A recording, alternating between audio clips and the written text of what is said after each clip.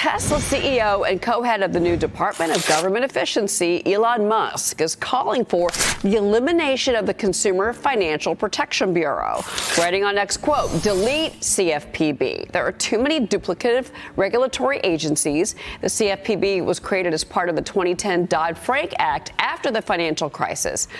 During Trump's first term, he took steps to neutralize this agency, easing its enforcement of the banks. Musk also is asking users on X if the IRS should be, quote, deleted after the agency said its enforcement fund is $20 billion short after budget cuts. Biden's Deputy Treasury Secretary urging Congress to, quote, pay up.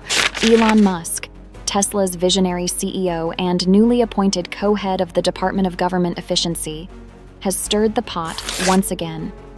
His latest statement on X, formerly Twitter, is a single incendiary phrase: delete CFPB.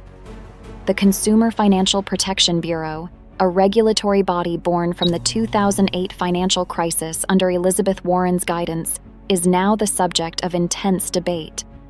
Critics argue it's an overreach of government power, expensive and redundant.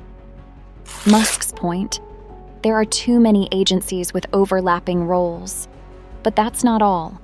Musk isn't just stopping at the CFPB.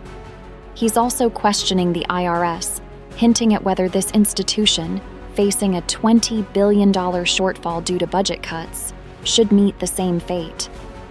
A poll on X shows that over 60% of users agree the IRS budget should be slashed. The IRS could be run more efficiently without any question. Maybe their technology is dated. They could update in that sense and help save money and better serve the American people. I don't know about completely eliminating the IRS. What's going to take its place? My goodness. What are you going to have? Private tax collectors?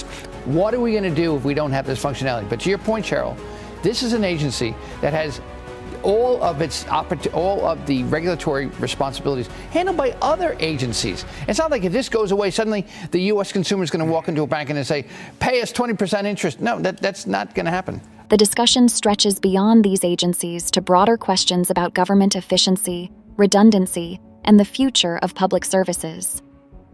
What does this mean for the average American? And how far should reforms go?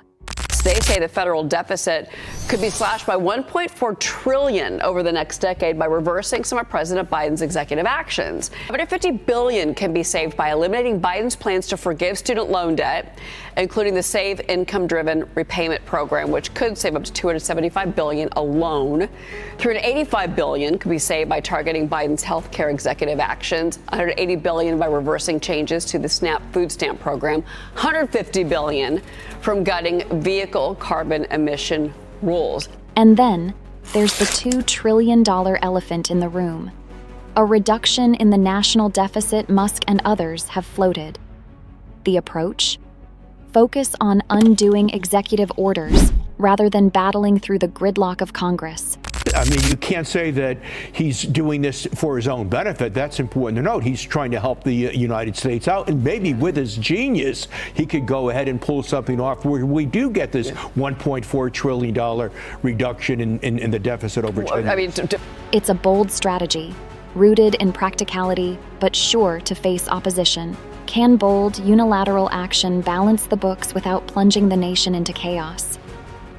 Pass a law that takes out these existing laws. Very, very hard to do. Yeah. Donald Trump comes in and says, I can do this unilaterally.